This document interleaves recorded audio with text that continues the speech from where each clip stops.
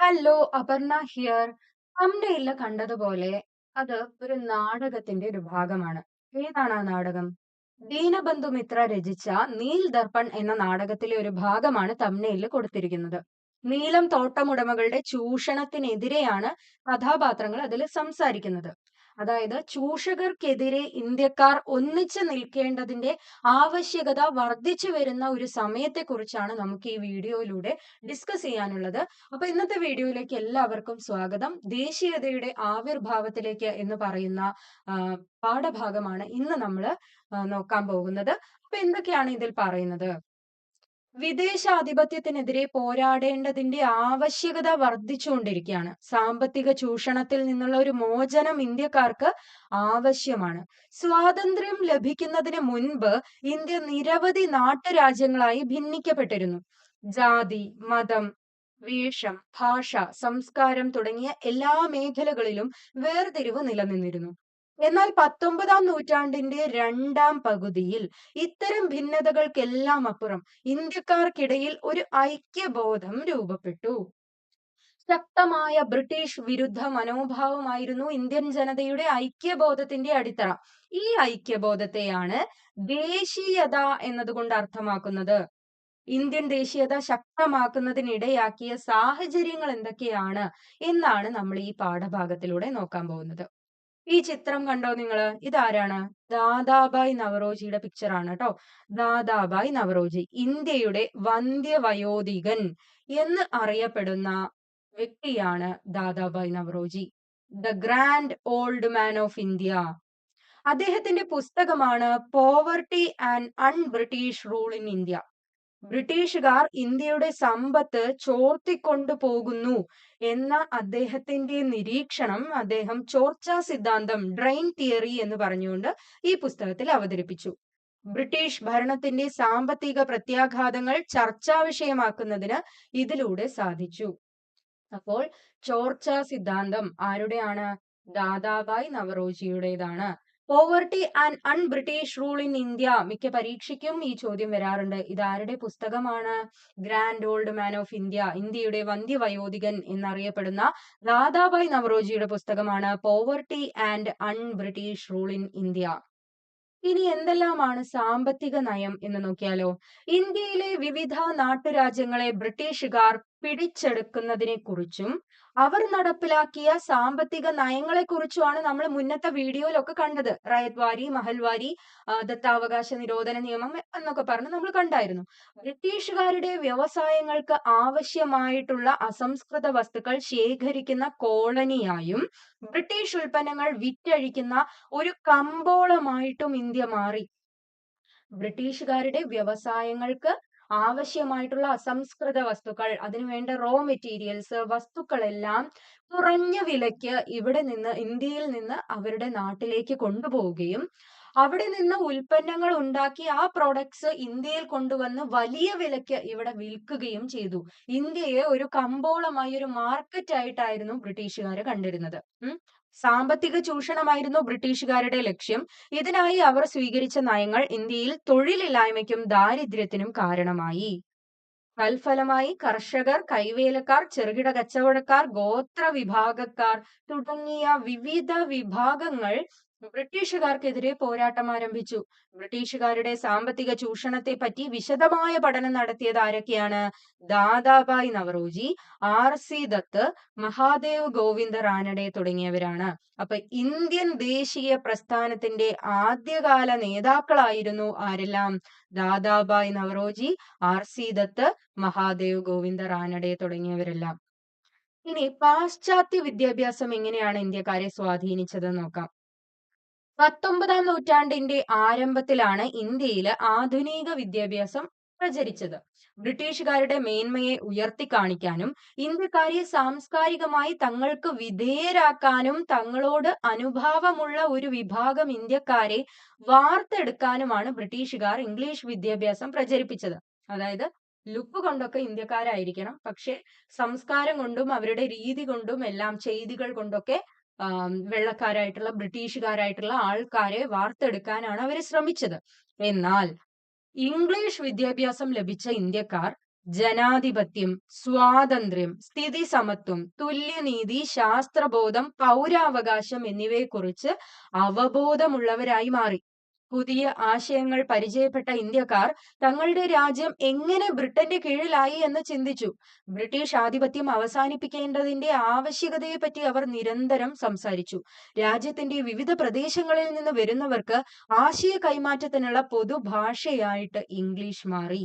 രാജ്യത്തിന്റെ സാമ്പത്തിക, സാമൂഹിക ദൗർബല്യങ്ങൾ തിരിച്ചറിയുന്നതിന് പാശ്ചാത്യ വിദ്യാഭ്യാസം ഇന്ത്യക്കാരെ സഹായിച്ചു.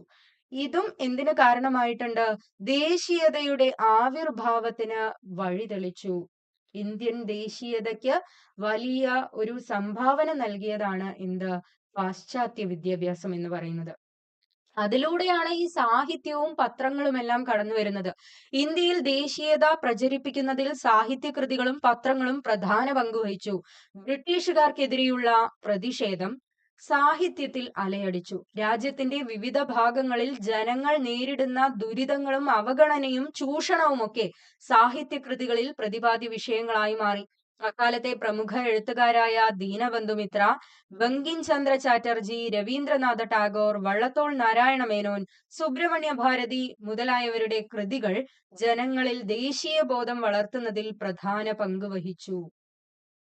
അന്നത്തെ പ്രധാനപ്പെട്ട ദേശീയതയെ എല്ലാ ജനങ്ങളിലേക്കും എത്തിച്ച സാഹിത്യകാരന്മാരായിരുന്നു ആരൊക്കെ? ദീനബന്ധു മിത്ര, ബങ്കിം ചന്ദ്ര ചാറ്റർജി, രവീന്ദ്രനാഥ ടാഗോർ, വള്ളത്തോൾ നാരായണ മേനോൻ, സുബ്രഹ്മണ്യ ഭാരതി തുടങ്ങിയവരൊക്കെ. പ്രധാന ദേശീയ സാഹിത്യകാരർ ആരൊക്കെയാണ് നോക്കിയാലോ? ബങ്കിം ചന്ദ്ര ചാറ്റർജി, രവീന്ദ്രനാഥ ടാഗോർ. ഇവർ ഏത് ഭാഷയിൽ രചിക്കുന്ന ആൾക്കാരാണ്? ബംഗാളി ഭാഷയിൽ. ലക്ഷ്മിനാഥ് ബസ് ബറുവ ആസാമീസ് എഴുത്തുകാരനാണ്. വിഷ്ണു ശാസ്ത്രി ചിപ്ലങ്കർ മറാത്തിയാണ്. സുബ്രഹ്മണ്യ ഭാരതിയോ? തമിഴ്. ഭാരതേന്ദു ഹരിശ്ചന്ദ്ര, പ്രേംചന്ദ് തുടങ്ങിയവർ ഹിന്ദിയിലാണ് രചന നടത്തിയത്. അൽത്താഫ് ഹുസൈൻ ഹാലി ഉറുദു ഭാഷയിലായിരുന്നു. വള്ളത്തോൾ നാരായണ മേനോൻ നമുക്കറിയാം മലയാളം ഭാഷയിലാണ് സാഹിത്യ രചനകൾ നടത്തിയത്. ഇംഗ്ലീഷിലും പ്രാദേശിക ഭാഷകളിലുമായി നിരവധി പത്രങ്ങൾ അക്കാലത്ത് നിലവിൽ വന്നു. ഇന്ത്യൻ പത്രപ്രവർത്തനത്തിന് തുടക്കം കുറിച്ചത് സാമൂഹിക പരിഷ്കർത്താവായ രാജാറാം മോഹൻ റോയ് ആണ്. അദ്ദേഹം ആരംഭിച്ച പത്രങ്ങളാണ് ഏതൊക്കെ? ബംഗാളി ഭാഷയിലെ സംബാദ് കൗമുദിയും പേർഷ്യൻ ഭാഷയിലെ മിറാത്തുൽ അക്ബറും. ഇതും പരീക്ഷയ്ക്ക് ചോദിക്കാറുണ്ട്. രാജാറാം മോഹൻ റോയ് രചിച്ച തുടങ്ങിയ പത്രങ്ങളാണ് ഏതൊക്കെ? ബംഗാളി ഭാഷയിലെ സംബാദ് കൗമുദി ഏത് ഭാഷയിലാണെന്ന് ചോദിക്കും. ബംഗാളി ഭാഷയിലാണ്. മിറാത്തുൽ അക്ബർ ഏത് ഭാഷയിലാണ്? പേർഷ്യൻ ഭാഷയിൽ രാജാറാം മോഹൻ റോയ് തുടങ്ങിയ പത്രമാണ്. അപ്പൊ പേർഷ്യൻ ഭാഷയിൽ മിറാത്തുൽ അക്ബറും ബംഗാളി ഭാഷയിൽ സംബാദ് കൗമുദിയും. ബ്രിട്ടീഷ് നയങ്ങളെ വിമർശിക്കാനും അവയ്ക്കെതിരെ പ്രതികരിക്കാനും ചൂഷണങ്ങൾക്കെതിരായ മനോഭാവം വളർത്താനും ഇത്തരം വർത്തമാന പത്രങ്ങൾക്ക് സാധിച്ചു. ആധുനിക ആശയങ്ങളും ദേശീയതയും വളർത്തുന്നതിൽ നിർണായക പങ്കുവഹിച്ച പ്രധാന പത്രങ്ങളാണ് ഏതൊക്കെ? ഇവിടെ കൊടുത്തിട്ടുണ്ട്. ഏതൊക്കെയാണ് ആ പ്രധാന പത്രങ്ങൾ? ഒന്ന്, അമൃത് ബസാർ പത്രിക. ബംഗാളി ഭാഷയിലുള്ളതാണ് അമൃത് ബസാർ പത്രിക. The Hindu Times of India English ഭാഷയിലാണ്. മാതൃഭൂമി, അൽ അമീൻ മലയാളം ഭാഷയിലെ പത്രങ്ങളാണ്. Amrit Bazar Patrika Bengali, the Hindu Times of India English, Mathrubhumi, Al Ameen Malayalam. ബ്രിട്ടീഷുകാർ വർത്തമാന പത്രങ്ങളെ അവർക്കെതിരെയുള്ള പ്രചരണായുധമായി കണക്കാക്കുകയും അവയെ നിയന്ത്രിക്കുന്നതിനുള്ള നടപടികൾ സ്വീകരിക്കുകയും ചെയ്തു. ഇതിൽ പ്രധാനപ്പെട്ടതാണ് ലിട്ടൺ പ്രഭു നടപ്പിലാക്കിയ നാട്ടുഭാഷാ പത്ര നിയമം. ഇതും ചോദിക്കാറുണ്ട്. നാട്ടുഭാഷാ പത്ര നിയമം നടപ്പിലാക്കിയത് ആരാണ്? ലിട്ടൺ പ്രഭുവാണ്. ലിട്ടൺ പ്രഭു. ഇത്തരം നിയമങ്ങൾക്കെതിരെ ഇന്ത്യൻ ജനത ഒറ്റക്കെട്ടായി നിലകൊണ്ടു. ഇനിയാണ് സാമൂഹിക പരിഷ്കരണ പ്രസ്ഥാനങ്ങൾ വരുന്നത്. അതിൽ നമുക്ക് ആദ്യത്തെ വ്യക്തിയെ നോക്കാം. ആദ്യമായിട്ട് പറയുന്നത് രാജാറാം മോഹൻ റോയിയെ കുറിച്ചാണ്. സമൂഹത്തിൽ നിലനിന്നിരുന്ന അനാചാരങ്ങളെയും അന്ധവിശ്വാസങ്ങളെയും ഇല്ലാതാക്കേണ്ടതിന്റെ ആവശ്യകത ബോധ്യപ്പെടാൻ ആധുനിക വിദ്യാഭ്യാസം സഹായിച്ചു. സാമൂഹിക പരിഷ്കരണത്തിനു വേണ്ടി പ്രവർത്തിച്ച ഇന്ത്യയിലെ ആദ്യകാല പ്രവർത്തകരെയും അവരുടെ പ്രവർത്തനങ്ങളെയും കുറിച്ചാണ് ഇനി പറയാൻ പോകുന്നത്. അതിൽ ആദ്യത്തെ വ്യക്തിയാണ് രാജാറാം മോഹൻ റോയ്. ഇന്ത്യയിലുണ്ടായ സാമൂഹ്യ പരിഷ്കരണത്തിന് തുടക്കം കുറിച്ചത് രാജാറാം മോഹൻ റോയ് ആണ്. 1772 ബംഗാളിൽ ജനിച്ച അദ്ദേഹത്തിന് ഹിന്ദു, ഇസ്ലാം, ക്രൈസ്തവ, ജൂത മതങ്ങളിൽ അഗാധമായിട്ടുള്ള ജ്ഞാനമുണ്ടായിരുന്നു. ഒരു ബഹുഭാഷാ പണ്ഡിതനായിരുന്ന റോയിയെ ഫ്രഞ്ച് വിപ്ലവ ആശയങ്ങൾ സ്വാധീനിച്ചിരുന്നു. രാജാറാം മോഹൻ റോയിയുടെ പ്രധാന പ്രവർത്തനങ്ങളൊക്കെയാണ് ചുവടെ കൊടുത്തിട്ടുള്ളത്. ഇത് ഓരോന്നും സ്റ്റേറ്റ്മെന്റ് ആയിട്ട് വരാറുണ്ട്. മോഹൻ റോയിയുടെ പ്രവർത്തനങ്ങൾ എന്തൊക്കെയാണ്? സതി നിർത്തലാക്കുന്നതിന് മുഖ്യ പങ്ക് വഹിച്ചു. ആധുനിക വിദ്യാഭ്യാസത്തിനായി നിരവധി സ്കൂളുകൾ ആരംഭിച്ചു. ബ്രഹ്മസമാജം എന്ന സാമൂഹ്യ പരിഷ്കരണ പ്രസ്ഥാനം ആരംഭിച്ചു. ബ്രഹ്മസമാജം ആരുടെയാണ്? രാജാറാം മോഹൻ റോയുടെയാണ്. ശൈശവ വിവാഹം, ബഹുഭാര്യത്വം എന്നീ സാമൂഹിക തിന്മകൾക്കെതിരെ പോരാടി. സ്ത്രീകൾക്ക് പൈതൃക സ്വത്തിൽ അവകാശമുണ്ടെന്ന് വാദിച്ചു. വിഗ്രഹാരാധന, ബഹുദൈവ വിശ്വാസം എന്നിവയ്ക്കെതിരെ നിലകൊണ്ടു. ഒന്നുകൂടെ പറയാം. സതി നിർത്തലാക്കുന്നതിന് മുഖ്യ പങ്ക് വഹിച്ചു. ആധുനിക വിദ്യാഭ്യാസത്തിനായി നിരവധി സ്കൂളുകൾ ആരംഭിച്ചു. ബ്രഹ്മസമാജം എന്ന സാമൂഹ്യ പരിഷ്കരണ പ്രസ്ഥാനം ആരംഭിച്ചു. ശൈശവ വിവാഹം, ബഹുഭാര്യത്വം എന്നീ സാമൂഹിക തിന്മകൾക്കെതിരെ പോരാടി. സ്ത്രീകൾക്ക് പൈതൃക സ്വത്തിൽ അവകാശമുണ്ടെന്ന് വാദിച്ചു. വിഗ്രഹാരാധന, ബഹുദൈവ വിശ്വാസം എന്നിവയ്ക്കെതിരെ നിലകൊണ്ടു. ഇത്രയുമാണ് രാജാറാം മോഹൻ റോയിയെ കുറിച്ച് ഇവിടെ പറയുന്നത്. ഇനി ബാക്കി സാമൂഹ്യ പരിഷ്കരണ പ്രസ്ഥാനങ്ങൾ ഏതൊക്കെയാണ്, എന്തെല്ലാം കാര്യങ്ങളാണ് പിന്നീട് നടന്നിട്ടുള്ളത് എന്ന് നമുക്ക് അടുത്ത വീഡിയോയിൽ കാണാം. അപ്പോൾ ഈ വീഡിയോ എല്ലാവർക്കും ഇഷ്ടപ്പെട്ടിട്ടുണ്ട്, ഇത് നിങ്ങൾക്ക് ഉപകാരപ്പെട്ടിട്ടുണ്ട് എങ്കിൽ ഒന്ന് ലൈക്ക് ചെയ്ത് സപ്പോർട്ട് ചെയ്യുക. അതുപോലെ സബ്സ്ക്രൈബ് ചെയ്യുക. നിങ്ങൾക്ക് പ്രിയപ്പെട്ടവർക്ക്, നിങ്ങൾക്ക് ഇത് ഉപകാരമാവും എന്ന് നിങ്ങൾക്ക് തോന്നുന്നവരിലേക്ക് ഇത് എത്തിക്കാൻ കൂടെ ശ്രമിക്കുക. Thank you.